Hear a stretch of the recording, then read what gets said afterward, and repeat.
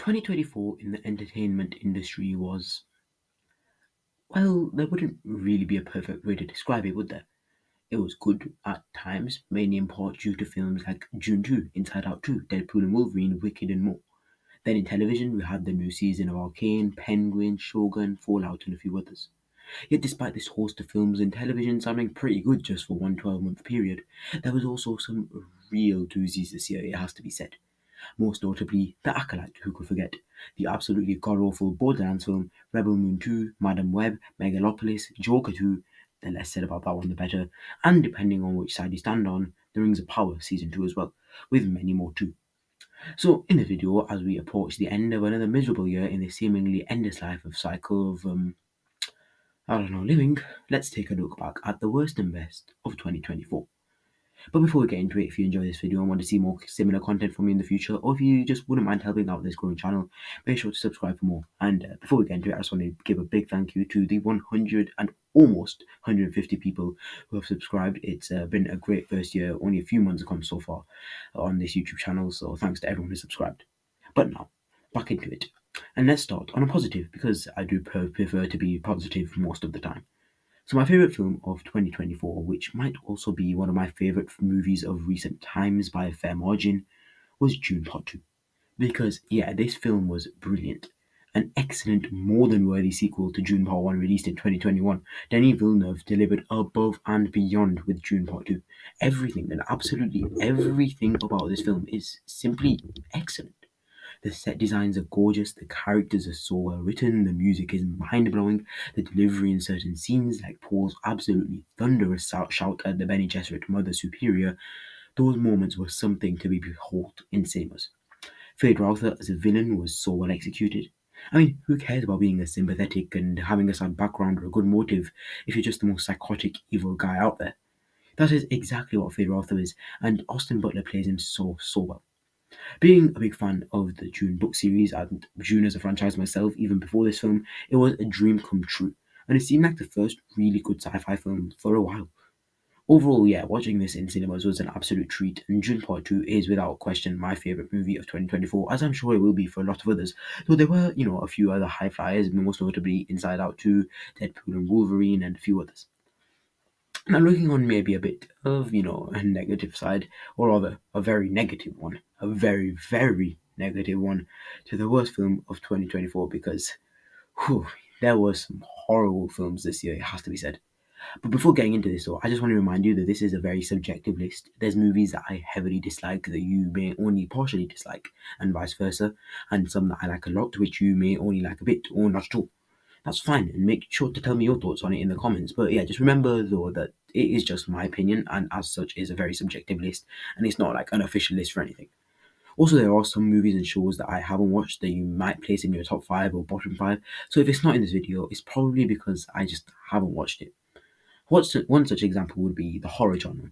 I know that there have been some absolutely horrendous horror movies this year, but I'm not a big fan of the horror genre in any shape or form, so there probably won't be a single horror movie on this list. But with that in mind, back to my worst movie in 2024, which has to go to either Borderlands, Joker Part 2, or Madam Web. And of course, a special shout out to Rebel Moon for its overall terribleness and Zack Snyder's blatant refusal to make a good film more than once in his career. But all of that talking out the way, the worst movie of 2024 goes to Madam Web, which is probably not a surprise to anyone. I think it's a very common opinion because I doubt there will be anyone, well, many people who disagree with that.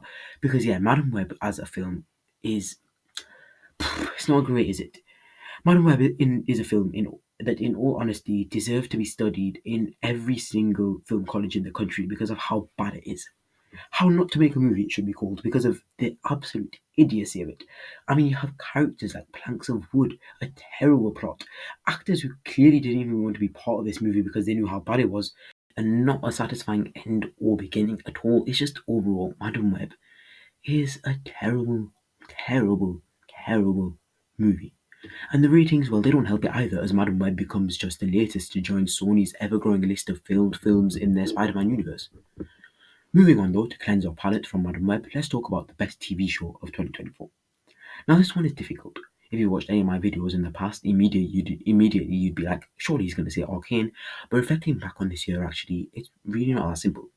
Because in terms of my personal favourite, I can confidently say that Arcane wins that with relative ease, being a show that will always hold a special place in my heart, and is definitely the best animated show of 2024. But what was the actual best show of 2024? Well, that accolade, in my opinion at least, has to go to Shogun. And it may seem like a long time ago, but yeah, Shogun did come out this year, and it simply has to take the award for being the best show of 2024. I say this because while Arcane would have had a good chance, there were clear issues with the finale that were definitely impossible to avoid talking about. There was a small drop off from season one, so that immediately causes issues, I guess. But Shogun, well, Shogun was brilliant. It takes place in the 1600s, which I quite enjoyed because I'm a big fan of historical shows and history in general. So Shogun as a whole was already something I knew I would enjoy. Whether it be the 17th, 18th, 19th, or even 20th century, I do quite enjoy the odd period piece, and Shogun provides that perfectly. So if you haven't watched it, I do highly recommend Shogun. Also, a quick shout out to other shows, for example, The Penguin, which was somehow, yes, one of the best shows of 2024. I know looking at The Penguin before it came out, it was probably not on your bucket list for top 5 of the year, but here we are now, praising it. Which is probably a surprise to everyone considering it's a show about a relatively uninteresting side villain in the 2022 Batman film. But it works. Again, it's not really my genre at all, dark crime and such, so I don't think I can appreciate it as much as others on this list, but I will say it's a brilliant TV show to close out 2024. Now back to the more negative side, to the worst of 2024. And I think we all know which show gets on there for me, and that is The Acolyte. And while The Acolyte might not be the outright worst of this year, its show of help is near the bottom of that list and deserves to be at the bottom for all I care, simply because of the absolute shitstorm it caused on social media and in the Star Wars fandom. There were YouTubers, big Star Wars YouTubers going at each other. There were huge divides in the fandom, yes, more so than the usual. There were petitions to get a season 2 for the show, for what reason I honestly couldn't tell you. There were diss tracks, people were called racist. They had this woman heading the entire thing, which I mean was always going to result in disaster looking at the track record of Leslie Headland. I mean, she has the Acolyte to her name now, and the Acolyte, I guess, she really hasn't done anything else. So yeah, I don't think much explanation more is needed for the Acolyte. We all know about how bad it was by now. But there is another show that we need to talk about, which, whilst it was undoubtedly wasn't as bad as the Acolyte and several others in 2024, was unfortunately, for me at least, one of the biggest disappointments, purely because it just was not as amazing as I thought it would be at all. And that award goes to The Regime. And I know what you might be thinking, what on earth did The Regime do wrong? It's a pretty good mini show, isn't it? Well, dear viewer, I would beg to differ.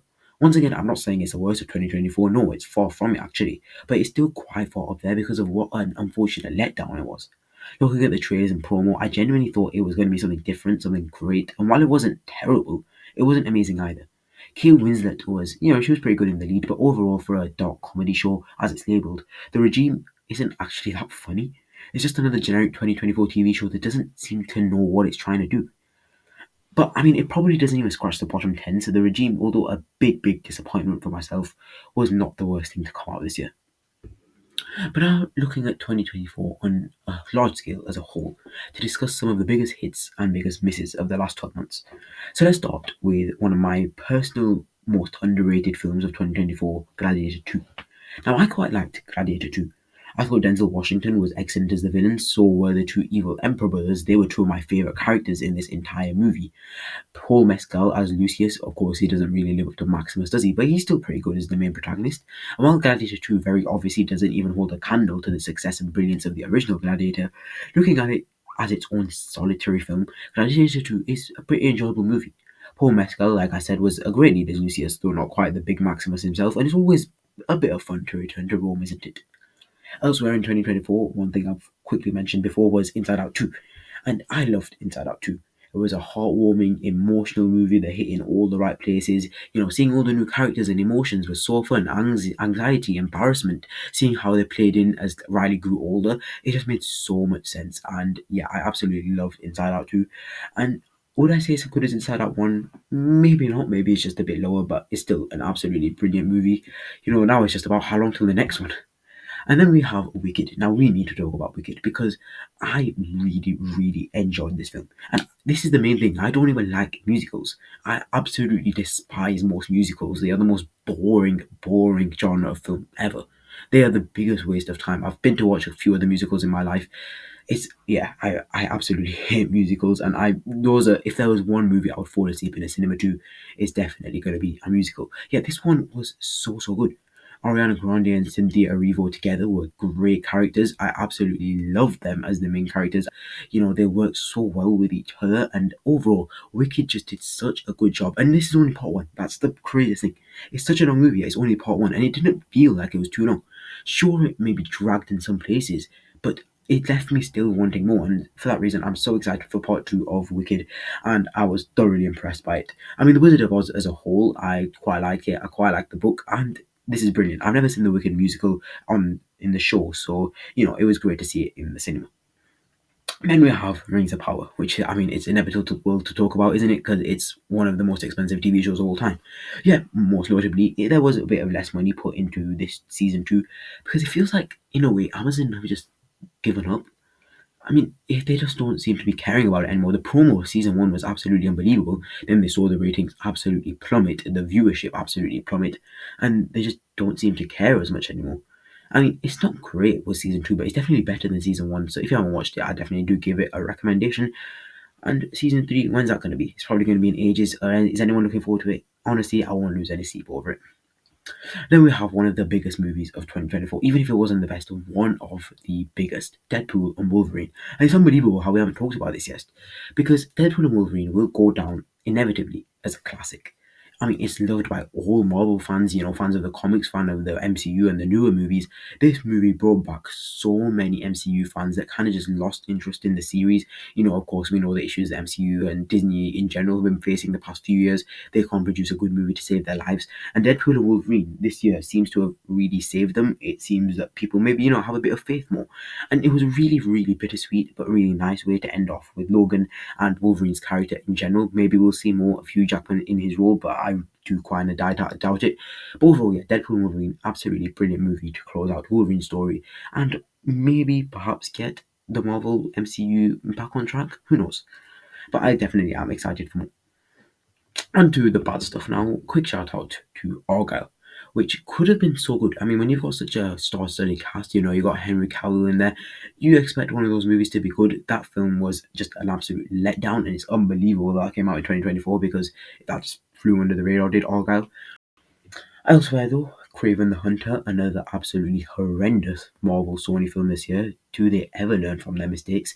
I mean, it was so bad, and it's this whole thing with Sony with their weird alternate MCU slash Spider Man universe.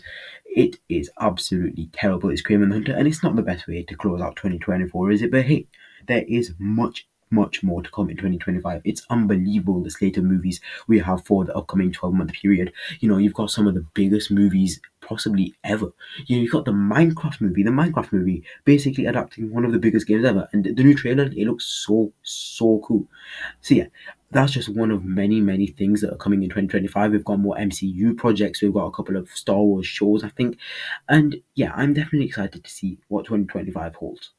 But that is all today. What did you think of 2024 as a whole in entertainment media? And you know, what's next? Definitely make sure to tell me that in the comments. Also, make sure to subscribe. This is a growing channel. And also, thanks for everyone's efforts in 2024, getting this channel to almost 150 subscribers by the time this video gets out. We're almost there. Help us to get to 200. That'd be great. But anyways, that's the end of the video. Make sure to like, comment, Darth Sauron out.